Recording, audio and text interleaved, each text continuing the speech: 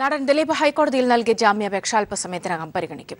Advocate രാംകുമാറാണ് ദിലീപിന് വേണ്ടി ജാമ്യാപേക്ഷ സമർപ്പിച്ചത്. ദിലീപിനെതിരെ ഉള്ളത് സുനിയുടെ മൊഴി മാത്രമെന്ന വാദം. 19 തെളിവുകളിൽ 8 എണ്ണവും മറ്റുള്ളവർക്കെതിരെയാണെന്നും വാദം. അതേസമയം മൂന്നാം പ്രതി മണികണ്ഠന്റെ ജാമ്യാപേക്ഷ കോടതി മാറ്റിവെച്ചു. സാലി മുഹമ്മദ് ചേർന്നുണ്ട്. വിവരങ്ങളുമായി സാലി, ജാമ്യാപേക്ഷയിൽ വാദം തുടങ്ങിയോ? എന്താണ് വിവരങ്ങൾ? സൗമ്യ, രാവിലെ 10:15 തന്നെ ജാമ്യാപേക്ഷ ഫയൽ ചെയ്തു. സ്വാഭാവികമായും രാവിലെ ഫയൽ ചെയ്യുന്ന ഇത്തരം ജാമ്യാപേക്ഷകൾ ഉച്ചയ്ക്ക് ശേഷം കോടതി ചേരുമ്പോഴാണ് പരിഗണിക്കുക. ഉച്ചയ്ക്ക് ശേഷം ഏതാണ്ട് 1:45 കോടതി ആരംഭിച്ചിട്ടുണ്ട്. അല്പസമയത്തിനകം തന്നെ ജസ്റ്റിസ് സുധീന്ദ്രകുമാറിന്റെ ബെഞ്ചിൽ ഈ കേസ് വരും എന്നാണ് നമ്മൾ പ്രതീക്ഷിക്കുന്നത്. ഏതായാലും അഡ്വക്കേറ്റ് കെ രാംകുമാർ തന്നെയാണ് ഹൈക്കോടതിയിലും ദിലീപിന് വേണ്ടി ഹാജരാകുന്നത്.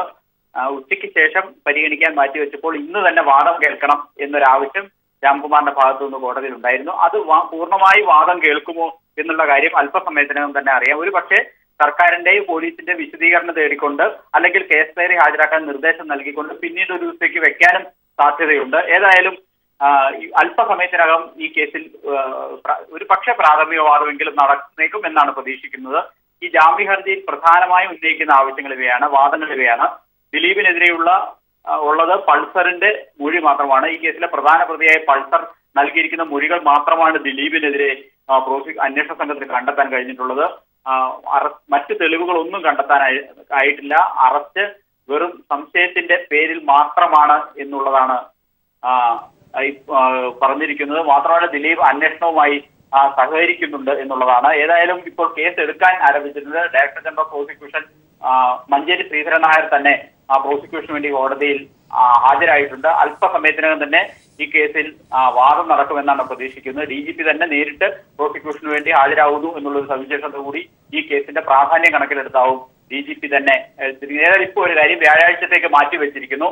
ജാമ്യാപേക്ഷ വ്യാഴാഴ്ചത്തേക്ക് മാറ്റിയെന്നാണ് ജഡ്ജി പറഞ്ഞിരിക്കുന്നത്. ഏതായാലും ഈ പോലീസിനോട് വിശദീകരണം സമർപ്പിക്കാൻ നിർദ്ദേശിച്ചിട്ട് വ്യാഴാഴ്ചത്തേക്ക് കേസ് മാറ്റിവെച്ചിരിക്കുന്നു. സാലി, നമുക്കറിയാം ആദ്യഘട്ടം മുതൽക്കേ തന്നെ പ്രതിഭാഗം ചെയ്യുന്നത്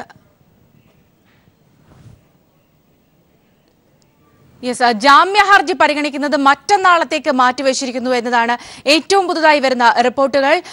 ദിലീപിന്റെ ജാമ്യ ഹർജി രാവിലെയാണ് കോടതിയിൽ സമർപ്പിച്ചത്. ഇതാണ് അതിന്റെ ഏറ്റവും പുതിയ അപ്ഡേഷൻ. മറ്റന്നാളത്തേക്ക് മാറ്റിവെച്ചിരിക്കുന്നു. ജാമ്യ ഹർജി പരിഗണിക്കുന്നത് വ്യാഴാഴ്ചത്തേക്ക് മാറ്റിവെച്ചിരിക്കുന്നു എന്നതാണ് വിവരം. സാലി, ഒരുപക്ഷെ നേരത്തെ സാലി സൂചിപ്പിച്ച പോലെ തന്നെ കേസിന്റെ ഒരു പ്രാധാന്യം, അവിടെ മറ്റു കാര്യങ്ങൾ പരിശോധിക്കപ്പെടേണ്ടതിന്റെ ഒരു പശ്ചാത്തലം ഒക്കെ കൂടി പരിഗണിച്ചുകൊണ്ടാണോ കോടതി ഇങ്ങനെ ഒരു തീരുമാനമെടുത്തിരിക്കുന്നത്? സൗമ്യ, സാധാരണ ഇത്തരം കേസുകളിൽ ജാമ്യ ഹർജി ഫയൽ ചെയ്താൽ ഉച്ചയ്ക്ക് ശേഷം ഹർജി ബെഞ്ചിലെത്തും. ബെഞ്ചിലെത്തിയാൽ സാധാരണ നടക്കുന്ന നടപടിക്രമം മാത്രമാണ് ഇതിൽ നടന്നിരിക്കുന്നത്. അതായത് സർക്കാരിന്റെ വിശദീകരണം തേടിക്കൊണ്ട് മറ്റൊരു ദിവസത്തേക്ക് കേസ് പോസ്റ്റ് ചെയ്യുക എന്നുള്ളത് ഇത്തരം കേസുകളിൽ സാധാരണ നടപടിക്രമമാണ്. ഈ കാര്യത്തിൽ സർക്കാർ ഒരു സാവകാശവും തേടിയിട്ടുണ്ട്. സ്വാഭാവികമായും അത് കൂടി പരിഗണിച്ചാണ് മറ്റൊരു ദിവസത്തേക്ക്, അതായത് 2 ദിവസം മാറ്റി മറ്റന്നാളത്തേക്ക് കേസ് വെച്ചിരിക്കുന്നത്. അതൊരു സാധാരണ നടപടിക്രമമാണ്. അതായത് അഡ്വക്കേറ്റ് കെ രാംകുമാർ ആവശ്യപ്പെട്ടതുപോലെ അല്ലെങ്കിൽ ദിലീപ് ആവശ്യപ്പെട്ടതുപോലെ അടിയന്തര പ്രാധാന്യത്തോടെ വാദം കേൾക്കണമെന്ന പ്രതിഭാഗത്തിന്റെ ആവശ്യം കോടതി പരിഗണിച്ചിട്ടില്ല എന്ന് തന്നെ വേണം ഇതുവരെ നമുക്ക് മനസ്സിലാക്കാൻ. ഏതായാലും വിശദമായ ഒരു വാദത്തിന് തയ്യാറായി തന്നെയായിരുന്നു രാംകുമാർ വന്നത് എന്ന് ഈ ജാമ്യ ഹർജി പരിഗണിക്കുമ്പോൾ തന്നെ നമുക്ക് മനസ്സിലാവും. കാരണം ദിലീപിനെതിരെയുള്ള പൾസറിന്റെ മൊഴി മാത്രമാണ്. അറസ്റ്റ് സംശയത്തിന്റെ പേരിലാണ്, മറ്റ് തെളിവുകളൊന്നുമില്ല. ദിലീപ് അന്വേഷണവുമായി സഹകരിക്കുന്നുണ്ട്. മണിക്കൂറുകൾ ദിലീപിനെ ചോദ്യം ചെയ്താണ്. ഇനി കസ്റ്റഡിയിലോ റിമാൻഡിലോ തുടരേണ്ടതില്ല തുടങ്ങിയ വിശദമായ വാദങ്ങൾ ഉയർത്തിയായിരുന്നു ആ ജാമ്യ ഹർജി ഹൈക്കോടതിയിൽ എത്തിയത്. ഹൈക്കോടതി അതിനൊരു സാധാരണ ജാമ്യ ഹർജിയുടെ പരിഗണനയെ മാത്രമേ നൽകിയിട്ടുള്ളൂ എന്ന് നമുക്കിപ്പോൾ പറയാൻ കഴിയും. കാരണം ഇന്ന് തന്നെ വാദം കേൾക്കണം എന്ന പ്രതിഭാഗത്തിന്റെ ആവശ്യം ഹൈക്കോടതി പരിഗണിച്ചിട്ടില്ല. സാവകാശം സർക്കാർ തേടിയപ്പോൾ അതിന് അനുവദിച്ചുകൊണ്ട് മറ്റന്നാളത്തേക്ക് വ്യാഴാഴ്ചത്തേക്ക് കേസ് മാറ്റിവെച്ചിരിക്കുന്ന സാഹചര്യമാണുള്ളത്. യെസ്, അവിടെയാണ്. അതായത് സാലി, നമുക്കറിയാം ആദ്യം മുതൽക്കേ തന്നെ ജാമ്യം ആവശ്യപ്പെട്ടുകൊണ്ട് അഡ്വക്കേറ്റ് രാംകുമാർ പറയുന്ന വിഷയങ്ങൾ, പ്രത്യേകിച്ച് ദിലീപിന്റെ അറസ്റ്റുമായി ബന്ധപ്പെട്ട കാര്യങ്ങൾ മുതൽക്കേ തന്നെയും ആക്ഷേപം ഉന്നയിച്ചുകൊണ്ടാണ് ജാമ്യത്തിനായി ശ്രമിച്ചുകൊണ്ടിരിക്കുന്നത്. അതേ ആവശ്യങ്ങൾ തന്നെ ഇവിടെ ഉന്നയിക്കുമ്പോൾ അത് പരിശോധിക്കപ്പെടേണ്ടതാണ് എന്ന ഗൗരവതരമായ ഒരു തീരുമാനം കൂടിയാണ് ഹൈക്കോടതി എടുത്തിരിക്കുന്നത്. പക്ഷേ സർക്കാർ നിലപാട് മറ്റ് വിശദമായ കാര്യങ്ങളിലേക്കൊക്കെ പോകേണ്ട ഒരു പശ്ചാത്തലമുണ്ട് എന്ന് കോടതി നിരീക്ഷിക്കുക കൂടിയല്ലേ? സൗമ്യ, തീർച്ചയായും. കാരണം ഇക്കാര്യത്തിൽ മറ്റ് സാധാരണ ജാമ്യാപേക്ഷകൾക്കപ്പുറം ഒരു പ്രാധാന്യവും ഇതിനില്ല എന്ന് കോടതി കണ്ടെത്തി തന്നെ ആവണം മറ്റൊരു ദിവസത്തേക്ക് മാറ്റിവെച്ചത്. മാത്രമല്ല ഇക്കാര്യത്തിൽ പ്രാഥമിക വാദത്തിന് പോലും കോടതിയിൽ സാധ്യതയുണ്ടായില്ല. മാത്രമല്ല പ്രോസിക്യൂഷന് വേണ്ടി director general of prosecution Manjeri Sreedharan Nair തന്നെ നേരിട്ട് കോടതിയിൽ ഹാജരാകുന്ന സാഹചര്യവും ഉണ്ടായി. അതായത് വളരെ പ്രാധാന്യത്തോടെ ഈ കേസ് പ്രോസിക്യൂഷനും പോലീസും സർക്കാരും കണ്ടു. അതിന്റെ അനുസരിച്ച് തന്നെ ഉള്ള നിലപാട് ഹൈക്കോടതിയുടെ ഭാഗത്തു നിന്നും ഉണ്ടായിരിക്കുന്നു. പ്രാഥമിക വാദം പോലും കേട്ടിട്ടില്ല എന്നുള്ളതാണ് ഇതിന്റെ ഏറ്റവും പ്രധാനപ്പെട്ട കാര്യം. ഏതായാലും ഇനി വാദം കേട്ടാൽ തന്നെയും പ്രോസിക്യൂഷൻ അതിശക്തമായി എതിർക്കാൻ തന്നെ തീരുമാനിച്ചിരുന്നു. അതിന്റെ ഭാഗമായാണ് ഡയറക്ടർ ജനറൽ പ്രോസിക്യൂഷൻ തന്നെ നേരിട്ട് കോടതിയിലെത്തിയത്. മുഖ്യപ്രതിയാണ് ഇയാൾ, ഇതിന്റെ ഗൂഢാലോചനക്കാരനാണ് ദിലീപ്. ജാമ്യം നൽകിയാൽ സാക്ഷികളെ സ്വാധീനിക്കുകയും അത് കേസ് അട്ടിമറിക്കാൻ ഇടയാക്കുകയും ചെയ്യും തുടങ്ങി ഒട്ടനവധി കാര്യങ്ങൾ പ്രോസിക്യൂഷൻ ഈ ജാമ്യ ഹർജി എതിർത്ത് പറയുന്നതിന് വേണ്ടി ഉണ്ടായിരുന്നു. കാരണം ആ വാദങ്ങൾ തന്നെയാണ് അങ്കമാലി കോടതിയിലും പ്രോസിക്യൂഷൻ മുന്നോട്ട് വെച്ചത്. ദിലീപിനെതിരെ 19ഓളം തെളിവുകളുണ്ട്, ഇതിൽ സാക്ഷിമൊഴികളുണ്ട്, ശാസ്ത്രീയ പരിശോധനാ ഫലങ്ങളുണ്ട്. ഇവയൊക്കെയും വളരെ നിർണായകമാണ് എന്ന് പറഞ്ഞു വെച്ചിരുന്നു. ഏതായാലും അതൊക്കെ പരിഗണിച്ചാണ് അങ്കമാലി കോടതി അത്തരമൊരു നിലപാട് സ്വീകരിച്ചത്. ദിലീപിന്റെ ജാമ്യ ഹർജി തള്ളിയത് അതേ ആ കാര്യങ്ങൾ തന്നെയാവണം സ്വാഭാവികമായും പ്രോസിക്യൂഷൻ മുന്നോട്ട് വയ്ക്കുക. മാത്രമല്ല കേസ് ഡയറി ഹാജരാക്കണമെങ്കിൽ ഹാജരാക്കാൻ തയ്യാറായിരുന്നു പ്രോസിക്യൂഷൻ. അതിനുള്ള സാഹചര്യവും പ്രോസിക്യൂഷന്റെ ഭാഗത്തുനിന്നുണ്ടായിരുന്നു. പക്ഷേ ഹൈക്കോടതി ഏതായാലും ഇക്കാര്യത്തിൽ ഒരു തീരുമാനമെടുത്തിരിക്കുന്നത് ഇന്ന് വാദം കേൾക്കേണ്ടതില്ല എന്നുള്ളതാണ്. പക്ഷേ പ്രോസിക്യൂഷന്റെ ആവശ്യം, സാവകാശം വേണമെന്ന പ്രോസിക്യൂഷന്റെ ആവശ്യം കോടതി പരിഗണിക്കുകയും അംഗീകരിക്കുകയും ചെയ്തിരിക്കുന്നു. അങ്ങനെ മറ്റന്നാളത്തേക്ക് വ്യാഴാഴ്ചത്തേക്ക് കേസ് മാറ്റിവെച്ചിരിക്കുന്നു എന്നുള്ളതാണ് ഏറ്റവും പ്രധാനപ്പെട്ട കാര്യം. ആ വിധത്തിൽ വെക്കപ്പെടുമ്പോൾ ഇതിന്റെ ഒരു സാധ്യതകൾ എങ്ങനെയായിരിക്കും സാലി? നമുക്കറിയാം സ്വാഭാവികമായും ഇവിടെ പ്രതിഭാഗത്തിന്റെ ആവശ്യം ഉടനടി, പ്രത്യേകിച്ച് പുണ്യയുടെയൊക്കെ അറസ്റ്റ് ഉണ്ടാകുന്നതിന് മുൻപ് തന്നെ ഉടനടി തന്നെ ജാമ്യം എങ്ങനെയും നേടിയെടുക്കുക എന്നൊരു ലക്ഷ്യമാണുള്ളത്. അതുകൊണ്ട് തന്നെയാണ് ഞാൻ നേരത്തെ സൂചിപ്പിച്ച പോലെ തന്നെ അറസ്റ്റ് തൊട്ടുള്ള കാര്യം തന്നെ എതിർക്കാനുള്ള കാര്യം, ഒപ്പം തന്നെ മറ്റ് തെളിവുകളെ എല്ലാം ഖണ്ഡിക്കുന്ന രീതിയിലേക്ക് വാദം കൊണ്ടുപോകാനുള്ള ഒരു ഇതുമൊക്കെ. അതുകൊണ്ട് തന്നെ ഇത്തരത്തിലേക്ക് നീട്ടിവെക്കപ്പെടുമ്പോൾ ഇതിന്റെ ഒരു സാഹചര്യങ്ങളൊക്കെ എങ്ങനെയാണ് പൊതുവിൽ നിയമവൃത്തങ്ങൾ വിലയിരുത്തുന്നത് സാലി? സൗമ്യ, ദിലീപിനെ സംബന്ധിച്ചിടത്തോളം ഇതൊരു തിരിച്ചടി തന്നെയാണ്. ഇന്ന് ഏതെങ്കിലും തരത്തിൽ വാദം കേൾക്കുകയോ ഒക്കെ ചെയ്തിരുന്നെങ്കിൽ ഈ കേസിന്റെ പ്രൊസീഡിങ്സ് അല്പം കൂടി വേഗതയിലാകുമായിരുന്നു. ഒരു പക്ഷേ ഇന്ന് വാദം കേൾക്കാൻ കോടതി തയ്യാറായിരുന്നെങ്കിൽ നാളെ തന്നെ അതിൽ വിധി പറഞ്ഞേനെ. പക്ഷേ അതിന്റെ എല്ലാ സാധ്യതകളും അടഞ്ഞിരിക്കുന്നു. ദിലീപിനെ സംബന്ധിച്ചിടത്തോളം ഹൈക്കോടതി ഇന്നെടുത്ത നിലപാട് അങ്ങേയറ്റത്തെ തിരിച്ചടി തന്നെയാണ്. കാരണം ദിലീപിന്റെ പ്രതീക്ഷകൾക്ക് വലിയ മങ്ങൽ ഇക്കാര്യത്തിൽ ഏറ്റിരിക്കുന്നു എന്ന് തന്നെ പറയാം. സാലി, തിരികെ എത്താം. അഡ്വക്കേറ്റ് ജയശങ്കർ നമ്മോടൊപ്പം ടെലിഫോൺ ലൈനിൽ ചേരുന്നുണ്ട്.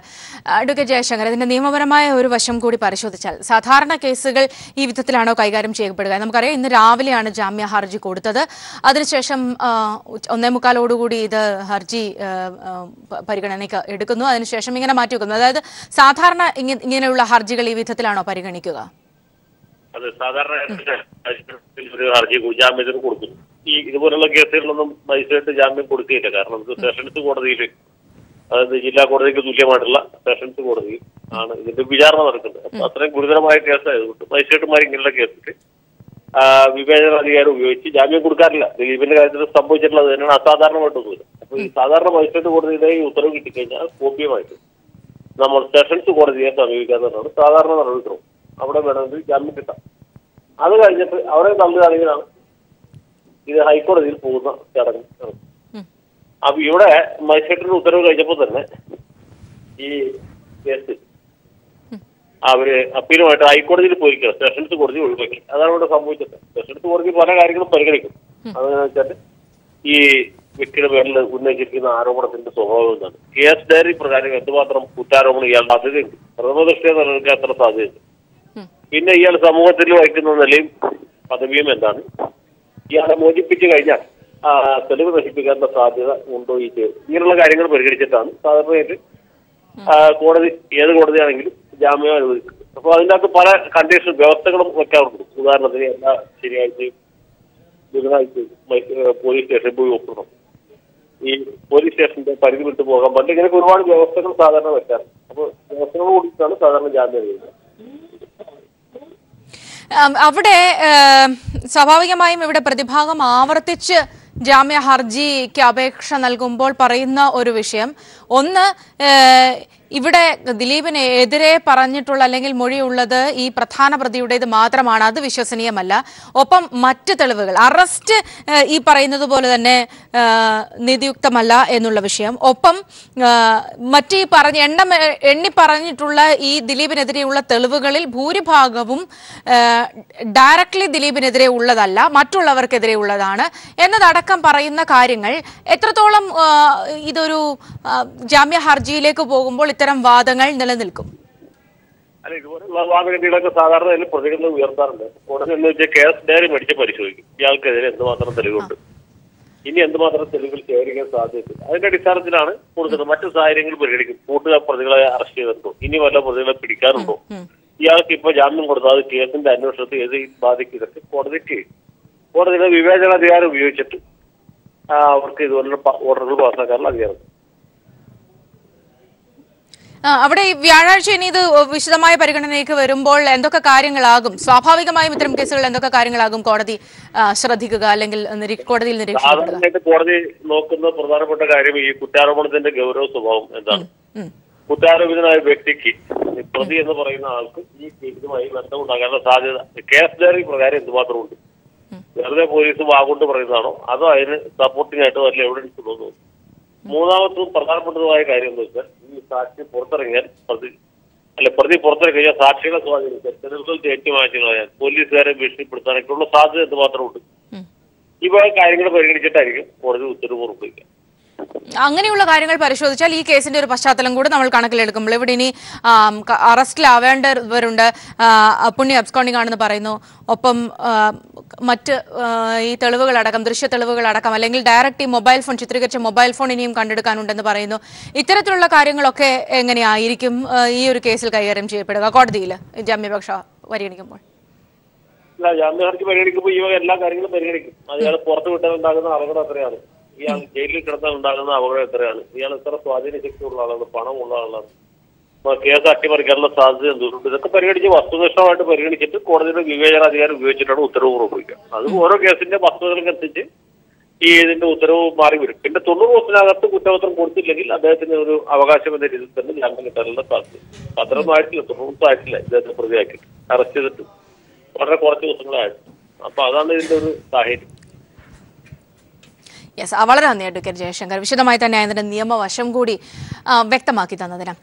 ദിലീപിന്റെ ജാമ്യ ഹർജി വ്യാഴാഴ്ചത്തേക്ക് മാറ്റിയിരിക്കുകയാണ് പരിഗണിക്കുന്നത്. ഇന്ന് 1:45 ഹർജി പരിഗണനയ്ക്ക് എടുത്തിരുന്നു. അടിയന്തര പ്രാധാന്യത്തോടുകൂടി ജാമ്യ ഹർജി പരിഗണിക്കണം എന്ന പ്രതിഭാഗത്തിന്റെ വാദം തള്ളിക്കൊണ്ടാണ് ഈ വിധത്തിൽ കോടതി ഒരു തീരുമാനമെടുത്തിരിക്കുന്നത്. അവിടെ സുപ്രധാനമായും നിലവിൽ ഇയാൾ ജാമ്യത്തിൽ ഇറങ്ങിയാൽ അതെങ്ങനെയായിരിക്കും കേസിനെ ബാധിക്കുക എന്നതടക്കമുള്ള കാര്യങ്ങളാണ് കോടതി നിരീക്ഷിക്കുക. അതിന്റെ പശ്ചാത്തലത്തിൽ കൂടിയാണ് ഇങ്ങനെ ഒരു തീരുമാനം എന്നതുകൂടി ശ്രദ്ധേയമാണ്. ഏതായാലും അടിയന്തര സാഹചര്യത്തിൽ പരിഗണിക്കേണ്ട ഒന്നല്ല ദിലീപിന്റെ ജാമ്യ ഹർജി എന്നൊരു തീരുമാനമാണ് ഹൈക്കോടതി എടുത്തിരിക്കുന്നത്. അതുകൊണ്ട് തന്നെയാണ് വ്യാഴാഴ്ചത്തേക്ക് പരിഗണിക്കാനായി ഈ ജാമ്യ ഹർജി മാറ്റിവെച്ചിരിക്കുന്നത്.